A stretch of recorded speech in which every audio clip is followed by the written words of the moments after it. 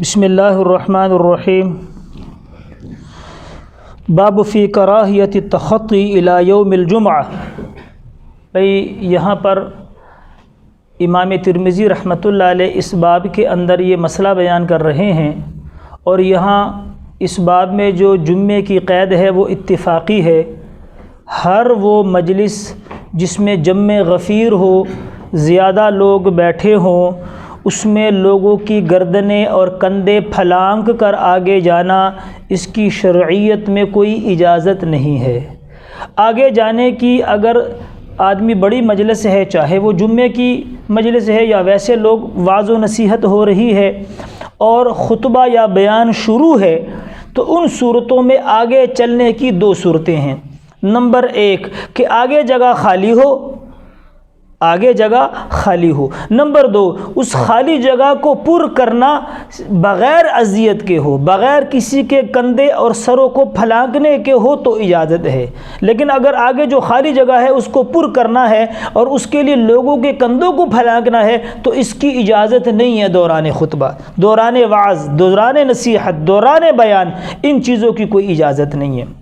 اور اس پہ حدیث باب کے اندر بھی ہے، اور امام ابو داؤد سنن نسائی میں حدیث موجود ہے، جلد نمبر 1 صفحہ نمبر 207 پہ، کہ ایک آدمی جمعے والے دن جو ہے وہ لوگوں کی گردنیں اور کندھے پھلانگ کر آگے آ رہا تھا، تو آپ علیہ الصلوۃ والسلام نے اس کو فرمایا اجلس قد اذیتا، بھئی تو بیٹھ جا، وہاں پر لوگوں کو تکلیف دے رہا ہے، وہاں پر بیٹھ جا، لوگوں کو تکلیف دے رہا ہے۔ دوسری بات دیکھیں، آگے جانا، لوگوں کے کندھے پھلانگ کر آگے جانا نہ فرض ہے نہ واجب ہے، اور مسلمان کو تکلیف دینا حرام ہے۔ سمجھ آئی کہ نہیں؟ مسلمان کو تکلیف پہنچانا کیا ہے؟ حرام ہے۔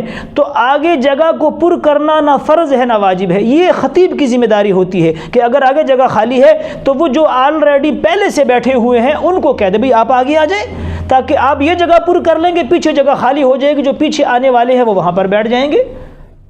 یہ اس کی ذمہ داری نہیں ہے کہ بھئی یہ اگلے خالی جگہ کو پر کرنے کے لیے جو ہے نا لوگوں کے کندھے پھلانگ رہا ہے، لوگوں کے سروں کے اوپر جا رہا ہے، تو اس کی قطعاً اجازت نہیں ہے، اس کی قطعاً اجازت نہیں ہے۔ اور یہ صرف جمعے کی قید اتفاقی ہے۔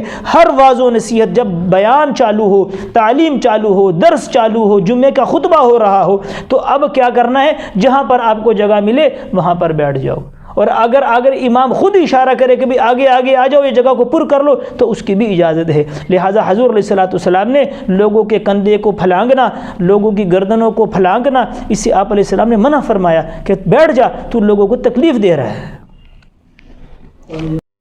اب یہ جو آدمی کندھے پھلانگ رہا ہے، ایک تو ہم نے نسائی کے اندر جو ہے وہ حدیث پیش کی کہ حضور علیہ الصلوۃ والسلام نے فرمایا کہ تو تکلیف دے رہا ہے، اور باب کی روایت میں حضور علیہ السلام نے فرمایا یہ لوگ جو کندھے لوگوں کے پھلانگ کے آگے جاتا ہے، فرمایا اس کو قیامت کے دن اللہ جہنم کے اوپر پل بنائیں گے۔